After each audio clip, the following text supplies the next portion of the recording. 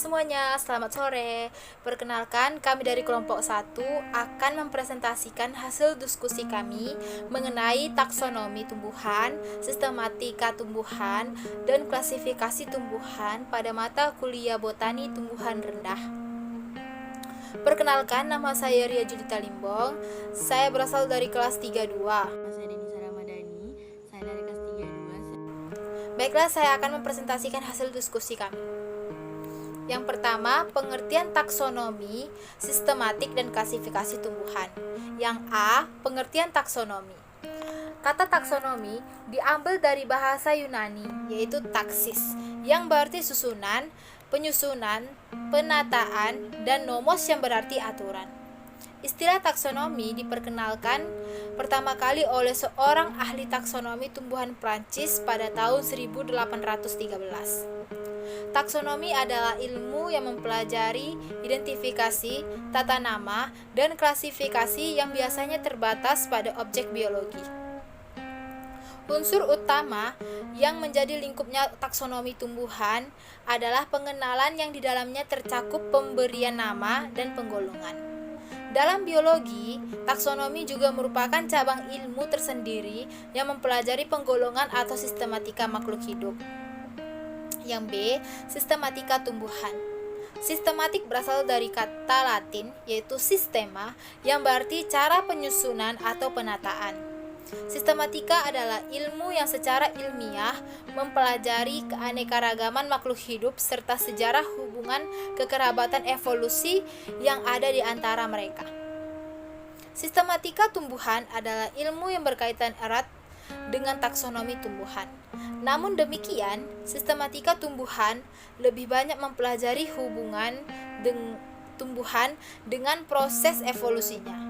Dalam sistematika, bantuan ilmu seperti filogeni dan kladistika banyak berperan. Yang sistematika tumbuhan itu terdiri dari 7 tingkatan. Yang pertama itu kingdom atau kerajaan, yang kedua division atau divisi, yang ketiga klasis atau kelas, yang keempat ordo atau bangsa, yang kelima familia atau suku, yang keenam genus atau marga, yang ketujuh spesies atau jenis. Yang C, sistem klasifikasi. Klasifikasi adalah penyusunan tumbuhan secara teratur ke dalam suatu sistem hierarki. Sistem penyusunan ini berasal dari kumpulan informasi tumbuhan secara individual dengan akhirnya menggambarkan hubungan kekerabatan. Klasifikasi yang bertujuan untuk menyederhanakan objek studi pada hakikatnya adalah mencari keseragaman dalam keanekaragaman. Dalam klasifikasi diperlukan metode penamaan, yaitu tata nama binomial ataupun binomial nomenklatur yang diusulkan oleh Carl von Linne. Dalam bahasa Latinnya disebut dengan Carolus Linnaeus, adalah naturalis berkebangsaan Swedia. Syarat pemberian nama ilmiah. Yang pertama, terdiri atas 2 kata dalam bahasa Latin atau yang dilatinkan. Yang kedua, kata pertama merupakan nama genus, huruf pertama harus huruf kapital. Yang ketiga, kata kedua merupakan petunjuk spesies yang ditulis dengan huruf kecil. Dan yang keempat, penulisan spesies digarisbawahi atau dicetak miring. Yang D, hubungan taksonomi dengan ilmu lain. Ilmu taksonomi mempunyai beberapa tugas, yaitu yang pertama, menyediakan jalan untuk memungkinkan orang mengadakan pengenalan, penentuan atau pendeterminasian semua jenis tumbuhan yang ada di dunia ini. Untuk itu, para ahli sistematik telah menciptakan sistem tata nama ilmiah yang universal, menyusun kunci determinasi, menghimpun koleksi spesimen acuan, dan lain-lainnya. Yang kedua, pengumpulan semua data yang lengkap untuk dipertalakan secara teratur, sehingga memungkinkan orang menarik keuntungan dari pengetahuan yang ada dengan cepat. Dan yang ketiga, menciptakan sistem klasifikasi yang tersusun sedemikian rupa dan mencerminkan dekatnya hubungan kekerabatan alamiah di antara tumbuhan, yang sekaligus harus pula dapat mengungkapkan jalannya evolusi pertumbuhan. Yang keempat, dari segala pengetahuan yang sudah tercapai ini, dilakukan pengkajian, analisis, dan disintesiskan kembali untuk memperoleh pengertian dasar ilmiah dari keanekaragaman dan hubungan kekerabatan tumbuhan. Dan untuk mengetahui bagaimana mekanisme pendekatannya. Yang kelima, taksonomi merupakan dasar dari ilmu-ilmu lain. Tetapi perkembangan taksonomi juga tergantung pula dari perkembangan ilmu-ilmu tersebut. Klasifikasi yang baik dapat merupakan pedoman pencarian problem-problem penelitian biologi serta bidang-bidang ilmu lainnya. Oleh karena itu, para ahli taksonomi mempunyai tanggung jawab berat dalam membuat sistem klasifikasi yang dapat menjadi pedoman secara umum bagi ilmu lainnya. Yang E, hubungan taksonomi dengan ilmu yang lain. Yang pertama, morfologi.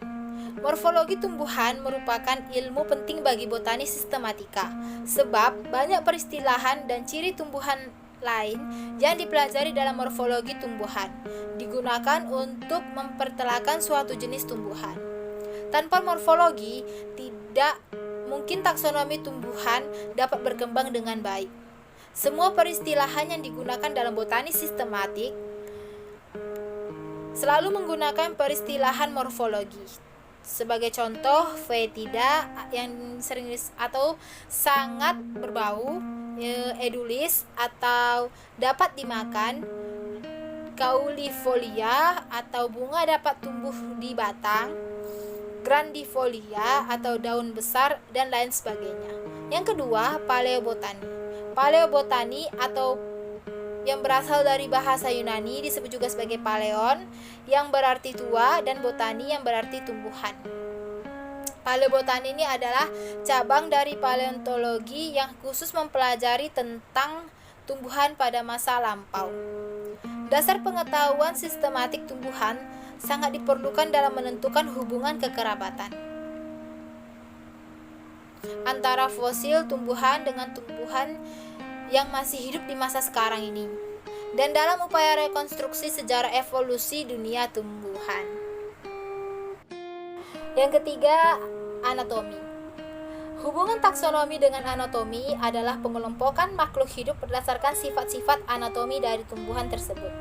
Sifat-sifat anatomi batang, daun, bunga sangat berguna dan mempunyai nilai taksonomi penting pada golongan-golongan tertentu.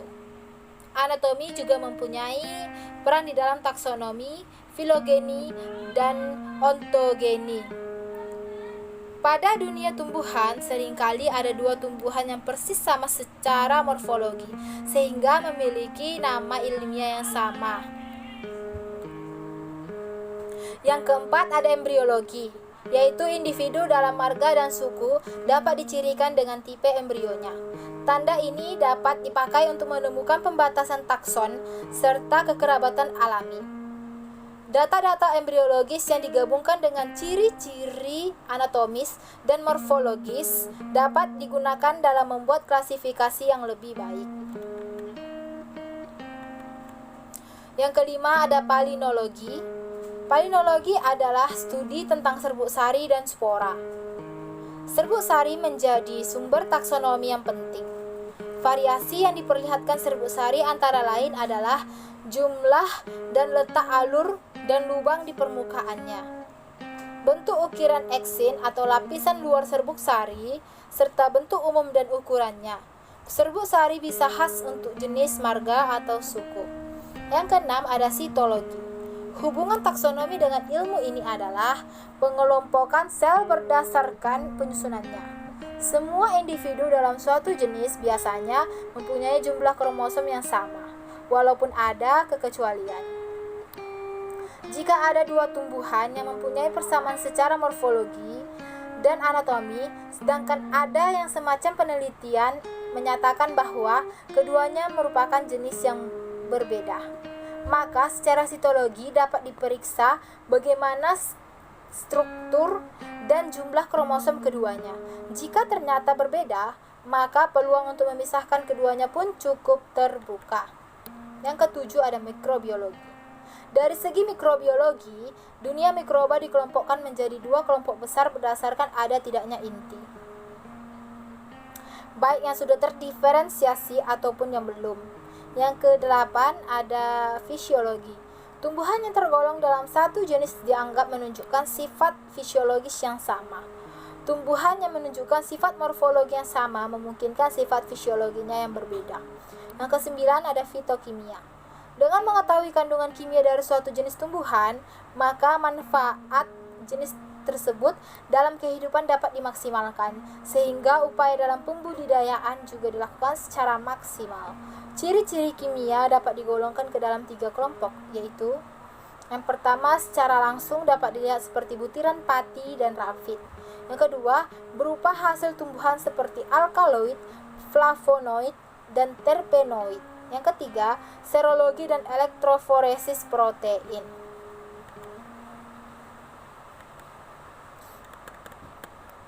Saya akan melanjutkan presentasi yang dibawakan oleh Ria tadi dengan materi macam-macam sistem klasifikasi. Nah, di sini saya akan menjelaskan kalau sistem klasifikasi itu ada 4 macam. Yang pertama itu ada sistem klasifikasi buatan, yang kedua ada sistem klasifikasi alam, yang ketiga ada sistem klasifikasi filogenetik, dan yang keempat ada sistem klasifikasi kontemporer. Nah, sistem klasifikasi buatan itu sistem klasifikasi yang didasarkan pada 1 atau 2 ciri morfologi yang mudah dilihat.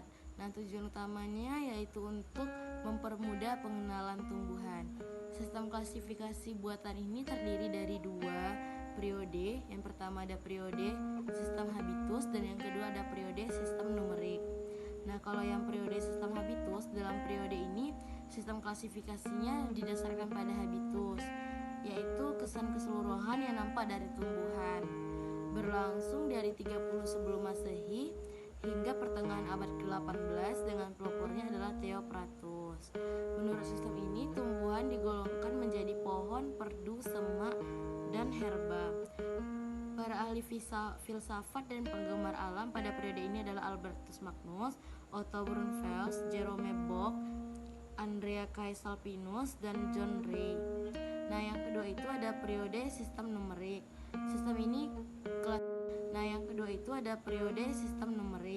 Sistem ini klasifikasinya didasarkan pada jumlah-jumlah dan susunan alat kelamin tumbuhan.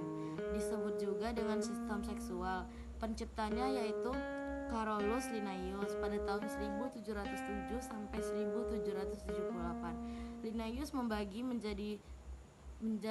tumbuhan menjadi 24 kelas, yang antara lain Monandria yaitu golongan tumbuhan dengan 1 benang sari, dan Diandria yaitu golongan tumbuhan dengan 2 benang sari. Nah, yang ketiga itu ada sistem klasifikasi filogenetik.